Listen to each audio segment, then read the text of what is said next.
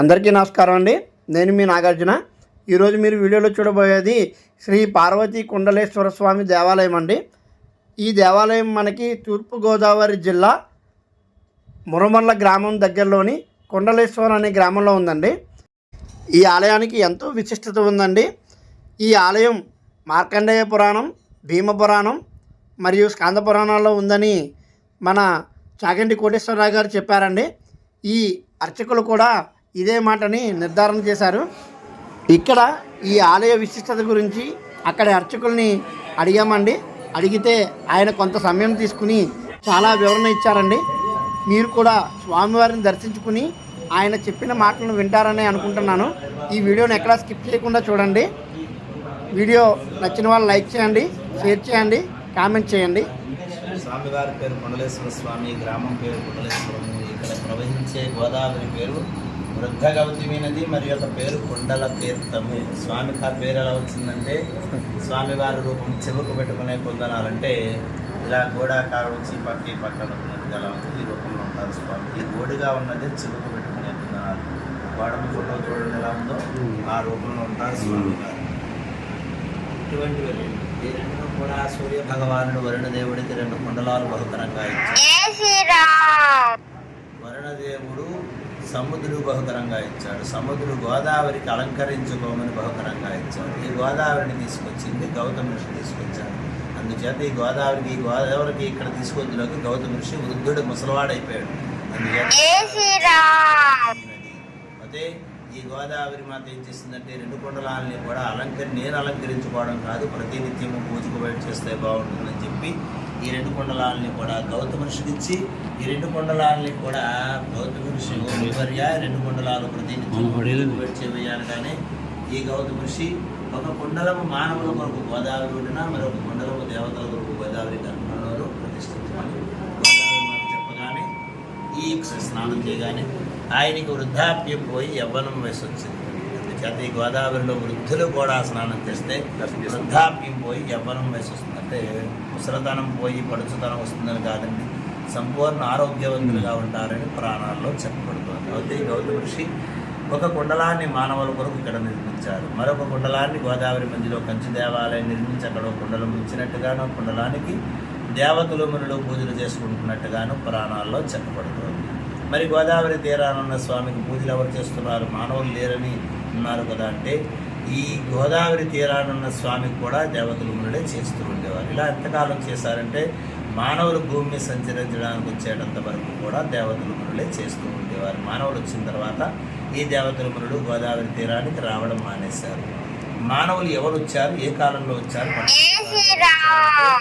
4వ శతాబ్దంలో భక్త మార్కండేయుడు. ఆయనకు ఆయుష్ తీరి సమయానికి తల్లిదండ్రులు బాధపడుతుంటే, ఎందుకమ్మా బాధపడతారు, నాకు ఆయుష్ ఇచ్చింది ఆ పరమేశ్వరుడు, నన్ను తీసుకెళ్లేదు కూడా ఆయన చెప్తే, మీరు అనుమతిస్తే ఆయన్ని నేను వేడుకుంటానని చెప్పి తల్లిదండ్రుల దగ్గర అనుమతి తీసుకున్న భక్త మార్కండేయుడు భూమండలంలో ఉన్న శైవ క్షేత్రాలన్నీ దర్శించి ఈ క్షేత్రానికి వచ్చారు. ఈ క్షేత్రానికి వచ్చి గోదావరిలో స్నానం చేసి స్వామికి అభిషేకం చేసుకుని ఈ స్వామిని ఆలింగనం చేసుకుని వేడుకుంటూ కొన్ని అష్టకాలు వర్ణిస్తున్నారు భక్త మార్కండేయుడు. ఇంతలో యమధర్మరాజు వచ్చాడు ఇక్కడికి. ఈ యమధర్మరాజుకి భక్త మార్కండేయుడికి జరిగిన పోరాటం ఈ క్షేత్రంలో జరిగింది. ఈ యమధర్మరాజు ఈ కుండలేశ్వర స్వామికి భక్త మార్కండేయుడికి కలిపి పాశం వేశాడు ఆయన.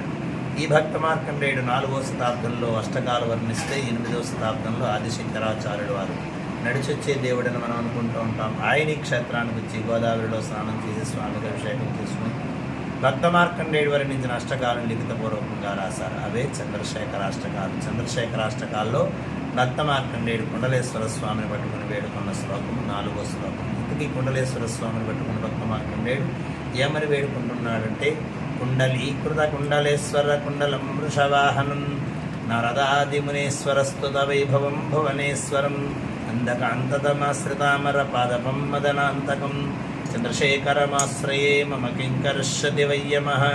ఓ కుండలాకారంలో ఉండే కుండలేశ్వర స్వామి, వృషభ వాహనుడవై ఉన్నావయ్యా, నరదాది మహామునుల చేత అర్చించబడుతున్నావయ్యా. అందకాంతక రాక్షసులు శివభక్తులను సంహరిస్తుంటే ఆ రాక్షసులను నీవు సంహరించావయ్యా. ఈ యమకింకరుడి నుండి నన్ను కాపాడలేవేటయ్యా కుండలేశ్వర అని భక్త మార్కండేయుడు కుండలేశ్వర స్వామి పట్టుకుని వేడుకున్నాడు. 15వ శతాబ్దంలో శ్రీకృష్ణ దేవరాయల పరిపాలనలో ఆస్థాన కవిగా శ్రీనాథ మహాకవి ఉండేవారు. ఆ శ్రీనాథ మహాకవి క్షేత్రానికి వచ్చి గోదావరిలో స్నానం చేసి స్వామికి అభిషేకం చేసుకుని ఇక్కడ నుండి కాశీ వెళ్ళైన కాశీ పురాణాన్ని తెలుగులో రాస్తూ కాశీలో ఉన్న విశ్వేశ్వరుడితో సమానమైన కుండలేశ్వర స్వామి అని కాశీ పురాణంలో రాశారు శ్రీనాథ మహాకవి. అంతేకాకుండా ఈ క్షేత్రం గురించి భీమఖండంలోను, బ్రహ్మాండ పురాణంలోను, గౌతమి గ్రంథంలోను, మార్కండేయ పురాణంలోను, అలాగే శైవ కళ్యాణ ప్రకరణలోనూ కూడా వర్ణించబడింది. శ్రీనాథ మహాకవి వచ్చి వెళ్ళిన తర్వాత ఈ క్షేత్రంలో ఎవరు చేస్తున్నారు అంటే మా తరాల వారు మేము చేస్తున్నామండి. ఇక్కడ అర్చకత్వం మేము 5వ తరం వాళ్ళం ఇక్కడ. అయితే కాశీలో ఉన్న గంగాదేవి ప్రతిరోజు కూడా ఆవిడ రూపం ఎలా ఉంటుందండి, హంస ఎంత తెల్లగా ఉంటుందో అంత తెల్లటి గంగాజలాలు అయితే ప్రతిరోజు కూడా ఎన్నో వేల మంది భక్తులు వెళ్ళి స్నానాలు చేసి పాపాలు వదల్చడం వల్ల ఈ గంగాదేవి ఆ పాపభారం మోయలేక కాకి రూపం దాల్చి ప్రతిరోజు రాత్రి సమయంలో ఈ గోదావరి తీరానికి వచ్చి గోదావరిలో స్నానం చేసి పాపాలన్నీ ఇక్కడ వదుల్చుకుని కాకి రూపాన్ని ఇక్కడ వదిలిచేసి హంస రూపం దాల్చి మళ్ళా కాశీ వెళ్తూ ఉంటుంది. ప్రతిరోజు చేసే దినచర్య కాశీలో ఉన్న గంగాదేవికి. అంతేకాకుండా మన భూమండలంలో ఉన్న పుణ్యనదులన్నీ కూడా ప్రతిరోజు పాపభారం మోయలేక ప్రతిరోజు రాత్రి సమయంలో ఈ గోదావరి తీరానికి వచ్చి ఈ గోదావరిలో స్నానం చేసి పాపాలన్నీ ఇక్కడ వదుల్చుకుని మరలా యథాస్థానానికి వెళ్తున్నాయి. అలాగే ఈ ఆలయానికి వచ్చి భక్తులందరూ కూడా ముందుగా గోదావరి స్నానం చేసి స్వామిని దర్శనం చేసుకుంటున్నారు. మరి ఇంతమంది వచ్చి గోదావరిలో స్నానాలు చేసి పాపాలు వదులుస్తుంటే మరి గోదావరి మాతకి పాపభారం పెరిగిపోవట్లేదా అండి? అప్పుడు సముద్రం అన్నట్టండి ఏమని, ఓ దేవి రోజుకు 3 పర్యాయాలు నేను నీ చెంతకొస్తా, నీ దగ్గర ఉన్న పాపాలన్నీ నేను తీసుకెళ్ళిపోతూ ఉంటా. అందుచేత ఈ గోదావరికి పర్యాయానికి ఒక్కసారి పునీతం అవుతోంది, మోక్షం చెందుతోంది. అందుచేతనే మన భూమండలంలో ఉన్న పుణ్య నదులన్నింటికి కూడా 12 సంవత్సరాలకు ఒక్కసారి పుష్కరాలు వస్తే ఈ గోదావరికి ప్రతిరోజు పుష్కరమే. ఎందుచేతనంటే ఈ గోదావరి పేరు వృద్ధగవతి నది, మరి యొక్క పేరు కుండల తీర్థం. ఆ పేరు ఎలా వచ్చిందంటే గోదావరి మధ్యలో ఒక కుండలం ఉంది, ఆ కుండలం మీదుగానే గోదావరి ప్రవహిస్తోంది. అందుచేత కుండల తీర్థం అనే పేరు వచ్చింది. కాదుటండి, ఈ కుండల తీర్థానికి మరొక విశిష్టత ఉంది. అదేమిటంటే రోజుకు 3 సార్లు రుచి మారుతుంది, టేస్ట్ మారుతూ ఉంటుంది ఈ కుండల తీర్థానికి. అది ఎలాగంటే ఇప్పుడు వెళ్ళి స్నానం చేశారనుకోండి, ఉప్పదనం వచ్చిందనుకోండి, సముద్రుడు వచ్చాడు గోదావరి పాపాలు తీసుకెళ్ళాలి. మరలా 3 గంటలు పోయాక 4 గంటలు పోయాక మరలా వెళ్ళి స్నానం చేశారనుకోండి, చప్పదనం వచ్చిందనుకోండి, గోదావరి సముద్రంలో వస్తుంది. అలాగే ఈ గోదావరికే రుచి మారుతుంది. మరి కాశీలో ఉన్న గంగాదేవి దగ్గర నుంచి భూమండలంలో ఉన్న పుణ్యనదులన్నింటికి కూడా ఒకటే రుచి, రుచులు మారవు. ఎందుచేతనంటే ఈ నదులన్నింటి దగ్గర కూడా సముద్రుడు వెళ్ళడు, ఈ గోదావరి దగ్గరగా సముద్రుడు వస్తుంటాడు. కాబట్టి నదులన్నీ కూడా ఇక్కడికి వచ్చి పాపాలు దురుచుకుని మరలా యథాస్థానం. అందుచేత ఈ గోదావరికి అంత విశిష్టత. అంతేకాదుటండి, మరొక విశిష్టత ఉంది గోదావరికి. అదేమిటంటే ఈ కుండల తీర్థాన్ని చూసిన, ఈ కుండల తీర్థాన్ని తాకిన, ఈ కుండల తీర్థంలో స్నానం చేస్తున్న స్వామిని ఒక్కసారి దర్శనం చేసుకుంటే ఒకేసారి 10,000 గోవులు దానం చేస్తే ఎంత బతుకుతుందో ఇష్టమైన క్షేత్రం. అంతేకాదుటండి, కాశీ కన్నా పూర్వందండి క్షేత్రం. కాశీ వెళ్ళాలంటే ముందుగా ఈ క్షేత్రానికి రావాలి, ఈ గోదావరిలో స్నానం చేయాలి, మన పాపాలన్నీ ఇక్కడ వదులుచుకోవాలి. ఈ స్వామికి అభిషేకం చేయించుకున్న, అర్చన చేయించుకున్న, దర్శనం చేసుకున్న తర్వాత కాశీ వెళ్ళి వారికి మాత్రమే మేము సంకల్పం చెప్తాం. ఆ సంకల్పం చెప్పించుకున్న తర్వాత కాశీ వెళ్ళి కాశీ నదిలో స్నానం చేస్తే వెళ్ళి కాశీలో ఉన్న గంగాదేవి అంటుందండి ఏమని, ఈ భక్తులు వాళ్ళ పాపాలు అక్కడ గోదావరిలో వదులుచుకుని నాకు పాపభారం తగ్గించారు, వీళ్ళు తక్షణమే వీళ్ళకి శివ సాహిత్యం కలగాలిగాక అని వరవస్తుందండి. గంగాదేవి అంత విశిష్టమైన క్షేత్రము, అంత విశిష్టమైన తీర్థము. అంతేకాదునండి, కాశీ వెళ్ళి ముందు రమ్మన్నాం కదా అని మీరు కాశీ ప్రయాణం 15 రోజుల ముందు, నెలల ముందు పెట్టుకుని ఇక్కడికి వచ్చి స్నానం చేసి మా చేత సంకల్పం చెప్పించుకోవాలంటే అది వర్తించదు. ఎందుచేతంటే అండి, మా చేత సంకల్పం చెప్పించుకున్నప్పటి నుంచి మీరు కాశీ ప్రయాణం అయ్యి వెళ్ళేటంత వరకు కూడా నిష్టగా ఉండాలి. ఎంత నిష్ట అంటే అయ్యప్ప స్వామి మాలాధారణ నిష్ట ఎలా ఉంటుందో అంత నిష్టగా ఉండాలి. అంతేకాదు మేము ఉండే నిష్టగాను చెప్పేయండి అన్నా సరే చెప్పించుకోకూడదు.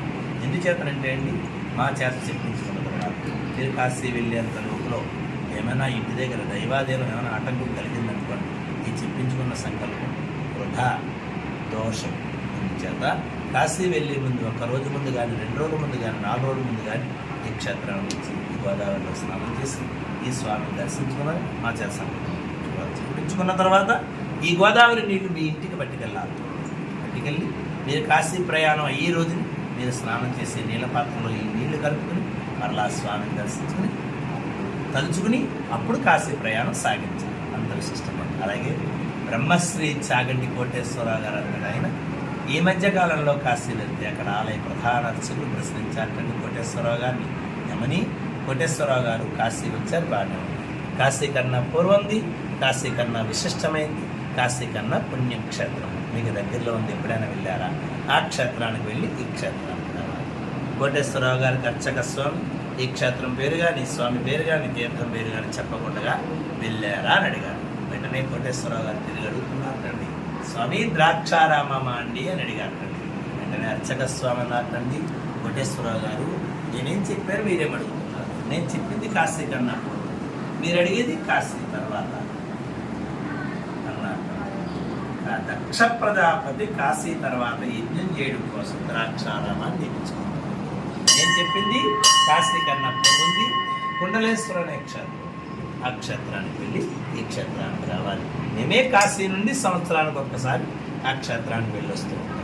కాశీలో ఉన్న యాత్రికులు, కాశీలో ఉన్న అర్చకులు సంవత్సరానికి ఒక్కసారి ఈ క్షేత్రానికి వచ్చి ఈ గోదావరిలో స్నానం చేసి ఈ స్వామికి అభిషేకాలు, అర్చనలు, హారతులు ఆ రోజంతా జాగారం చేసి మరుసటి రోజు చుట్టుపక్కల క్షేత్రాలు దర్శించుకుని మరలా కాశీ వెళ్తున్నారు.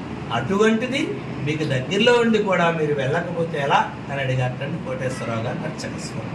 తిరిగి కోటేశ్వరరావు గారు అడుగుతున్నారు ఏమని, స్వామి ఆ క్షేత్రం ఎక్కడుందండి చెప్పండి అని అడగగానే అర్చక స్వామి ఒక్క నవ్వు నవ్వి కోటేశ్వరరావు గారు మీకు దగ్గరలో ఉన్న క్షేత్రమే కాశీలోనే కోటేశ్వరరావు గారు చెప్పి కాశీఖండము, బ్రహ్మాండ పురాణము, భీమఖండము, గౌతమి గ్రంథము, మార్కండేయ పురాణము ఈ పురాణాలన్నీ కూడా కోటేశ్వరరావు గారు చేతికొచ్చి కోటేశ్వరరావు గారు ఈ పురాణాలన్నీ క్షుణ్ణంగా తిరిగాయండి. ఆ క్షేత్రం గురించి క్షుణ్ణంగా తెలుసుకున్న తర్వాత అప్పుడు ఆ క్షేత్రానికి ఈ క్షేత్రానికి రండి కానీ కోటేశ్వరరావు గారు ఈ కుండలేశ్వర స్వామి క్షేత్రం గురించి కాశీలో క్షుణ్ణంగా తెలుసుకుని ఈ క్షేత్రానికి వచ్చి ఈ గోదావరిలో స్నానం స్వామికి అభిషేకం చేసి ఎప్పుడు వచ్చారండి ఆయన 2015 పుష్కరాల ముందు వచ్చి ఇక్కడ అభిషేకం చేసుకున్న తర్వాత అప్పట్లో ఈ గోదావరి తీరాన్ని ఆయన సొంత ఖర్చుతో 7 లక్షలు ఖర్చు పెట్టి ఒక స్నానాలయం కట్టించారని కోటేశ్వరరావు. అంతేకాకుండా ఇక్కడ దగ్గరలో యానంలో ఉపన్యాసం చెప్తూ ఈ క్షేత్రం గురించి చెప్పడం జరిగిందండి ఆయన కోటేశ్వరరావు. ఆయన అప్పుడు చెప్తే లాస్ట్ ఇయర్ కార్తీక మాసంలో ఒక భక్తుడు ఆయన చెప్పిన వ్యాఖ్యానాన్ని ఇన్స్టాగ్రామ్లో పెట్టారు. తక్షణమే 50 లక్షల మంది చూశారు. అప్పటి నుంచి ఈ క్షేత్రానికి భక్తుల తాకి ఆ ఇన్స్టాగ్రామ్లో పెట్టిన భక్తులు ఎవరో ఇప్పటికీ మాకు తెలియదు.